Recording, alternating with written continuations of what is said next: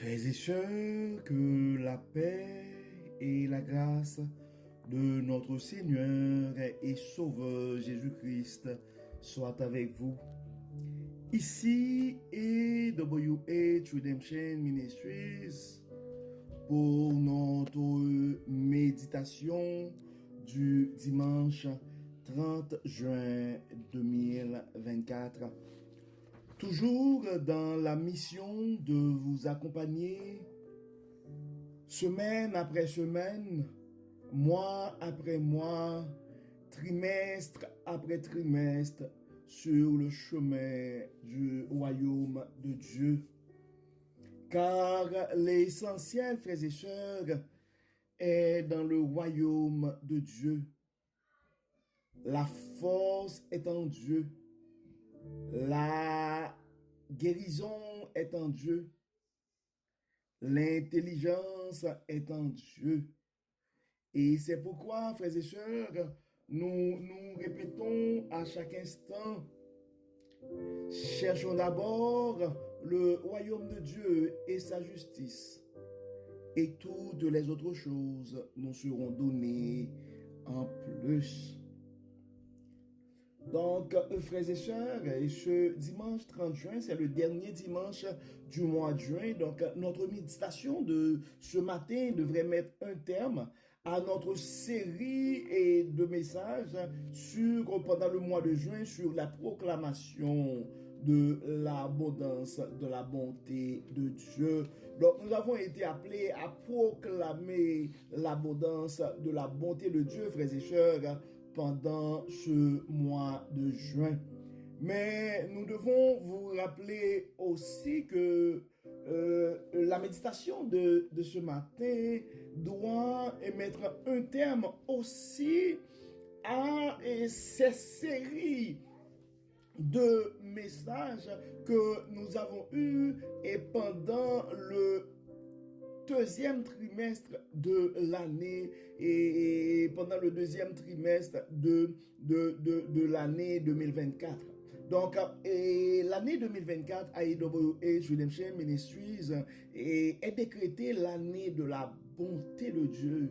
Et pendant le premier trimestre de l'année 2024, nous avons eu la rédemption. Donc, nous avons eu trois séries de messages, une série à chaque mois sur la rédemption. Et pendant le deuxième trimestre de l'année 2024, avril, mai, juin, nous avons pris le temps d'aborder l'abondance de la bonté de Dieu. Et pendant le mois de juin, c'était la proclamation de l'abondance et nous avons été appelés à proclamer l'abondance de la bonté de Dieu. Donc le slogan c'était proclamons l'abondance de la bonté de Dieu. Donc nous l'avons fait à travers des témoignages, nous l'avons fait à travers des actions de grâce et nous sommes appelés, frères et sœurs. Donc nous sommes appelés à partager le message de la parole de Dieu. C'est la mission qui nous a été confiée, d'aller faire de toutes les nations les disciples, les baptisants, et au nom du Père, du Fils et du Saint-Esprit. Donc, nous avons la mission de publier bien haut, frères et sœurs, le message de l'abondance, de la bonté de Dieu. En fait, en tant que chrétiens, nous sommes appelés à évangéliser. En fait, quand on dit évangile, l'évangile, ça signifie bonne nouvelle. Donc, évangéliser, c'est partager, publier, faire circuler la bonne nouvelle.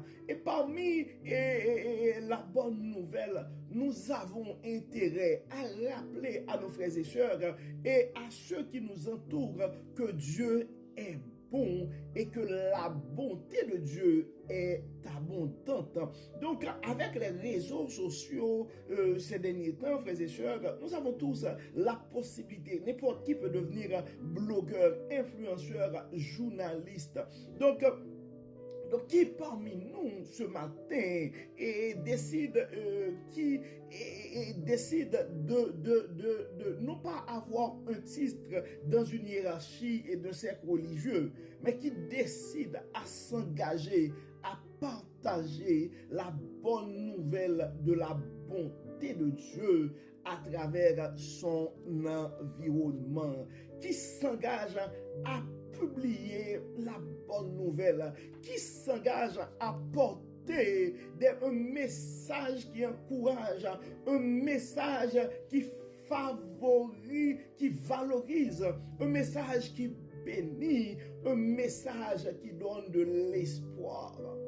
Les gens autour de nous ont besoin de savoir que l'abondance est en notre Dieu. Les gens autour de nous ont besoin de savoir que la bonté de Dieu est infinie. Nos péchés, peu importe et la gravité de nos péchés, nous avons un Dieu fidèle, miséricordieux, qui est prêt à nous pardonner. Donc, il y a des gens autour de nous qui ont besoin de ce message.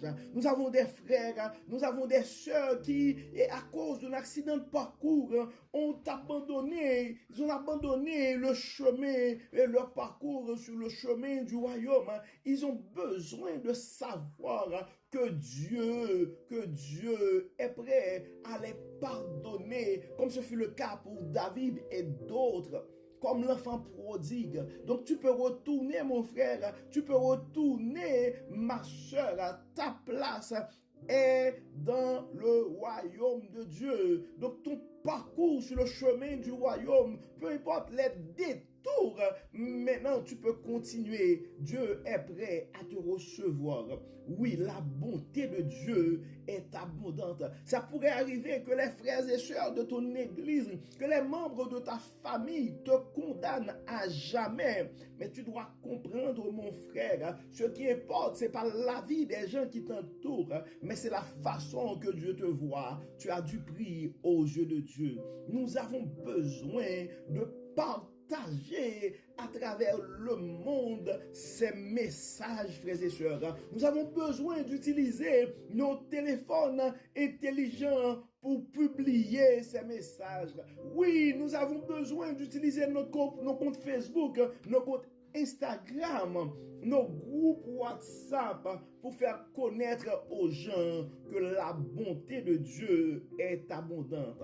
Oui, nous avons besoin de publier bien haut ce message et nous avons surtout besoin de nous engager, frères et sœurs, de nous engager comme des gens qui s'engagent et de nous engager à porter des messages qui bénissent, des messages qui valorisent, des messages qui donnent de l'espoir. Soyons des porteurs et des porteuses de bonnes nouvelles. Ce qui me porte à penser, frères et sœurs, et à ce qu'on appelle le test des 3 passoires de Socrate, je crois. Le test des 3 passoires de Socrate. Donc, dans le test des 3 passoires, c'est quoi? Donc, des fois, ça a commencé depuis avec le téléphone. Et des fois, quand on prend le téléphone pour appel, qu'est-ce qu'on dit? Est-ce que les choses que nous partageons avec les autres au téléphone, sur les réseaux sociaux, est-ce que ce sont des choses qui sont vraies? Ça, c'est la première question que nous devons poser.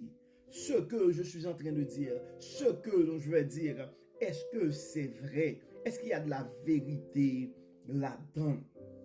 Disons, si c'est vrai, maintenant, il y a une deuxième question que nous devons nous poser, ce qu'on appelle un deuxième test.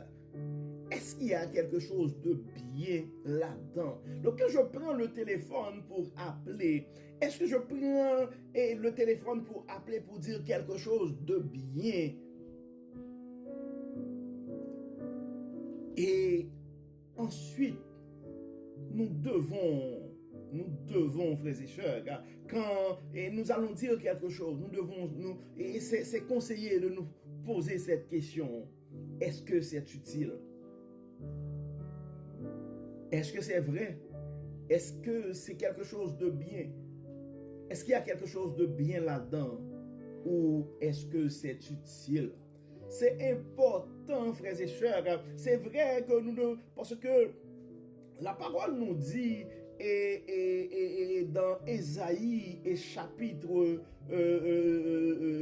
52, verset 7, ça dit qu'ils sont beaux sur les montagnes, les pieds de celui qui apporte de bonnes nouvelles, qui publie la paix de celui qui publie la paix de celui qui apporte de bonnes nouvelles, qui publie le salut de celui qui dit à Sion, ton Dieu règne. Dans le verset 8, ça continue pour dire, la voix de tes sentinelles retentit. Elles élèvent la voix, elles poussent ensemble des cris d'allégresse, car de leurs propres yeux, elles voient que l'Éternel ramène Sion.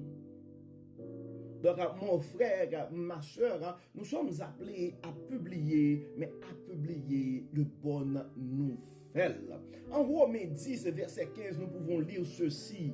Et comment y aura-t-il des prédicateurs s'ils ne sont pas envoyés selon qu'il est écrit, qu'ils sont beaux les pieds de ceux qui annoncent la paix, de ceux qui annoncent de bonnes nouvelles. Oui, nous avons besoin de plus en plus de prédicateurs sur les réseaux sociaux. Oui, mon frère, oui, ma soeur, être prédicateur, c'est pas juste avoir un titre dans une église. Non, ce qui importe, c'est le message que tu véhicules. Tu t'assures que ce que tu dis, c'est vrai. Tu t'assures que ce que tu dis, c'est bien. Tu t'assures que ce que tu dis, c'est utile. Mais tu t'assures surtout ce que tu communiques. Mais c'est le message de Dieu. Éphésiens 6, verset 15, ça dit, mettez pour chaussure à vos pieds le zèle que donne l'évangile de paix. Oui, frères et sœurs, notre monde est tourmenté. Nous avons besoin, les gens autour de nous ont besoin de cet évangile de paix. Oui, ils ont besoin de la paix que Dieu donne. Oui, les gens autour de nous ont besoin de savoir que Dieu, dans sa bonté, peut nous accorder la vraie paix. Oui, les gens autour de nous ont besoin de savoir les paroles que nous pouvons lire en Psaume 93, verset 1er. L'Éternel règne, il est revêtu de majesté. L'Éternel est revêtu, il est signe de force. Aussi le monde est ferme, il ne chancelle pas. Oui, frères et sœurs, oui, notre monde, nos frères et sœurs ont besoin d'entendre ces paroles. Oui, ces paroles qui donnent de l'espoir. Car nous sommes conscients, frères et sœurs, que notre monde a besoin d'espoir. Nous avons des frères et sœurs qui présentement ont besoin d'entendre de quelqu'un ces paroles que nous trouvons en Ésaïe 61, verset 1 à 3. L'Esprit du Seigneur est sur moi, car l'Éternel m'a oint pour porter de bonnes nouvelles aux malheureux. Il m'a envoyé pour guérir ceux qui ont le cœur brisé, pour proclamer aux captifs la liberté et aux prisonniers la délivrance. Oui, frères et sœurs, et il y a des gens autour de nous qui ont besoin de recevoir ces messages-là. Oui, il y a des gens qui sont inquiets présentement, qui auraient aimé avoir des échanges avec un ange qui soit pareil avec les paroles que nous trouvons en Luc 2, verset 10. Mais l'ange leur dit, ne craignez point, car je vous annonce une bonne nouvelle qui sera pour tout le peuple le sujet d'une grande joie. Oui, tu peux être un ange ce matin, mon frère. Dieu pourrait t'utiliser comme un ange ce matin, ma soeur, pour que tu puisses annoncer aux enfants de Dieu et à nos frères bien-aimés ces messages qui peuvent réconforter. Il y a des frères qui ont besoin d'entendre ces paroles. Ne craignez point, car je vous annonce une bonne nouvelle. Oui, frères et sœurs, et nous sommes tous appelés à être des prédicateurs, mais des prédicateurs que Dieu envoie, des prédicateurs qui annoncent le message de la bonté de Dieu. Oui, nous devons annoncer le message de la bonté de Dieu, car beaucoup de frères, beaucoup de sœurs cherchent la paix présentement. Beaucoup de frères, beaucoup de sœurs cherchent une espérance ce matin. Et il y a beaucoup de frères et sœurs qui ont besoin de savoir que l'Éternel règne et il est revêtu de majesté, car de plus en plus, quand on regarde les choses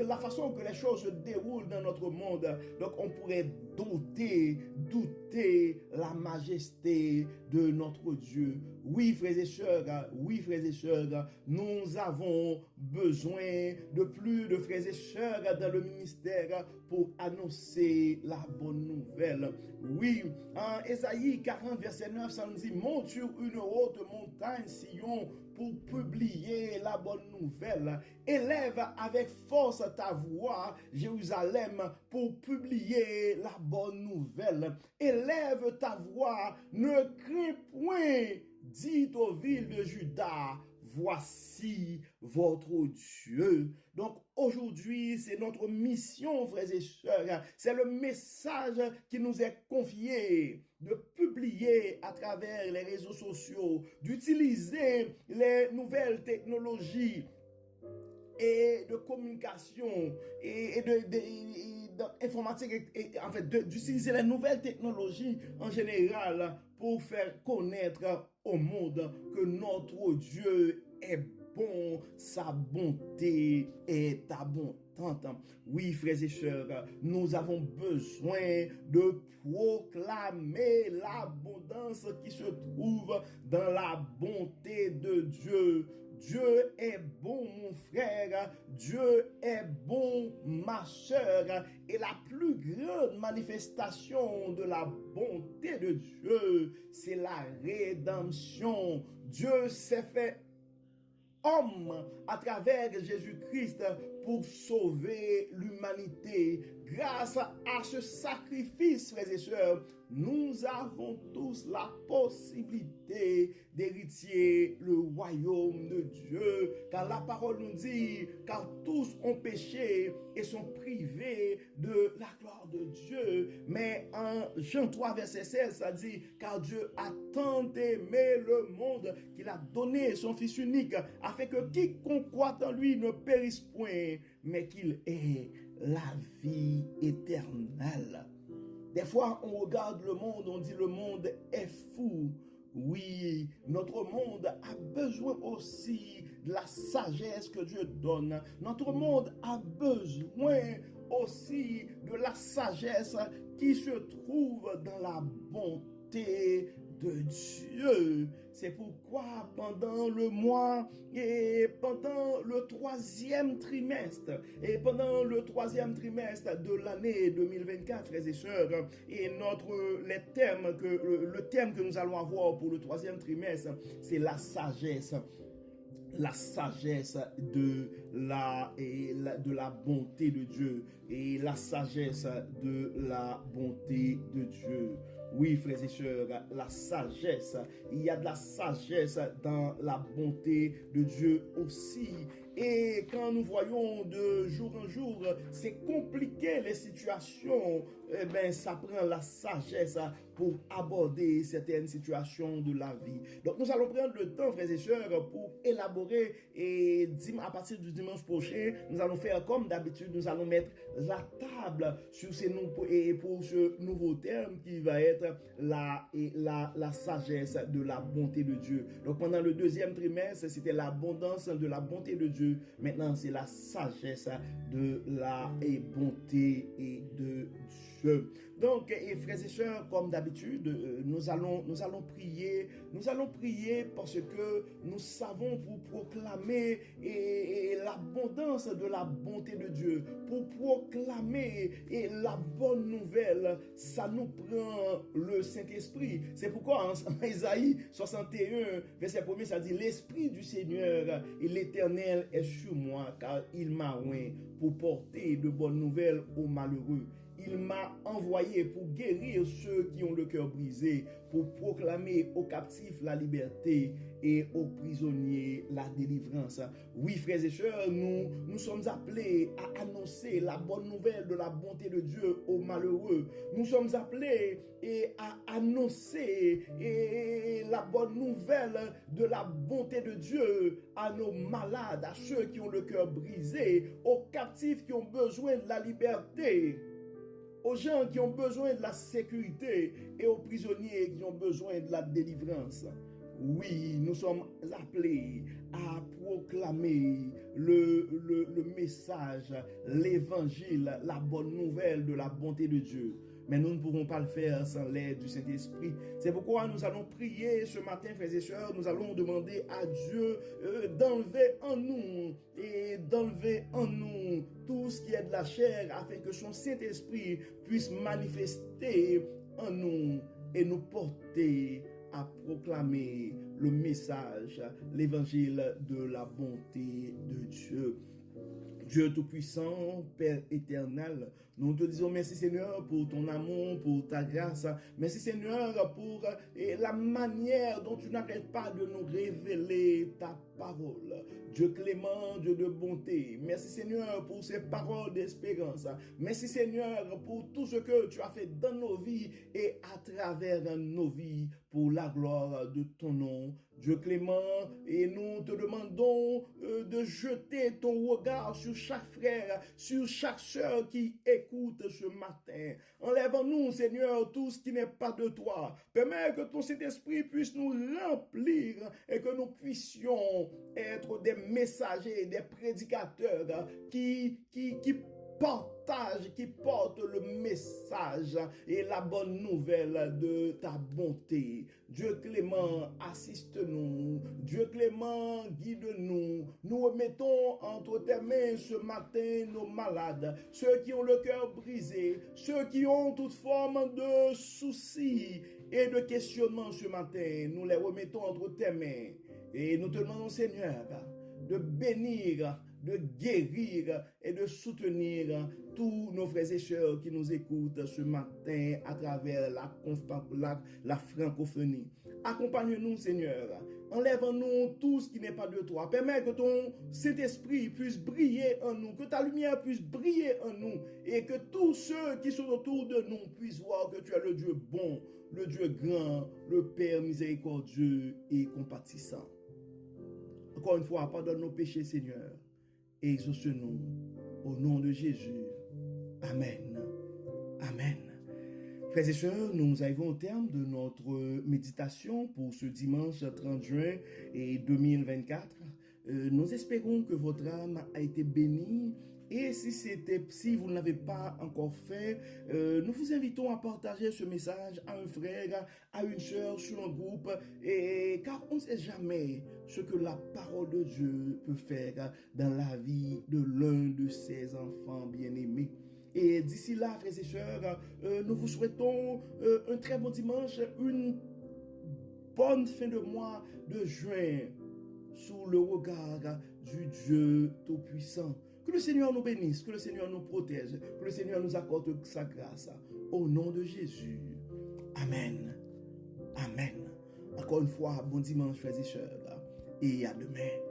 Bye bye.